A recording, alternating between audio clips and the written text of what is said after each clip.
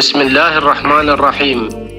إلى ابنتي الحبيبة سماء، لطالما كنت مصدر فرح وفخر وسعادة لي منذ طفولتك، وها أنا أراك حلما يكبر مع تفاصيل أيامي وأوقاتي. لقد كانت مشاركتك في هذه المسابقة مشاركة مميزة، أثبتت من خلالها قدراتك ومهاراتك المميزة، أبهرت من حولك بروعة الأداء وقوة العطاء، فتوج اسمك مع نخبة مميزة من طلاب مدرسة الشعيبة. ابنتي الغالية سماء، شكرا لأنك ترسمي لنا فرحا وسعادة لا تنتهي، وكل الشكر والتقدير لمن كان عونا ومعينا لك.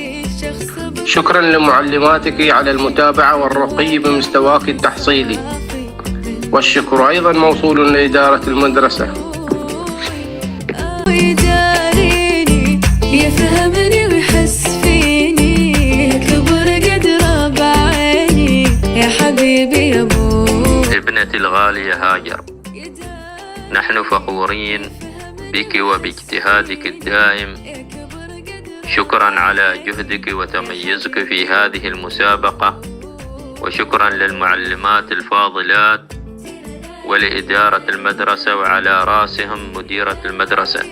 هذه التهنئة الخاصة لأبطال الشعيبة على إنجازهم في مسابقة القراءة ريد أند رايس، وأبارك للطالبة المتفوقة ليا الخميسي في تفوقها وفي تميزها في القراءة، وأتمنى لها مزيد من التفوق والتقدم في المستقبل إن شاء الله. وعليكم ورحمة الله وبركاته. من خلال هذه الرسالة أريد أن أتوجه بالشكر الجزيل إلى ابنتي الغالية لينا صادق محمد على اجتهادها ومثابرتها في مسابقة ريد أند رايس، حيث كانت تسعى بكل جهد لجعل مدرستها تفوز بالمركز الأول، وهذا يرجع بالفضل إلى معلماتها وعلى رأسهم الأستاذة غنية التي تستحق الشكر الجزيل على تدريبها للطلاب وسعيها ومتابعتها لهم. ولدي هزاع، تذكر دائما أن النجاح لا يأتي من الراحة، بل من العمل المستمر والإصرار على تحقيق الأفضل. كن دائما طموحا لأنك قادر على تحقيق أهدافك. نحن فخورين بك.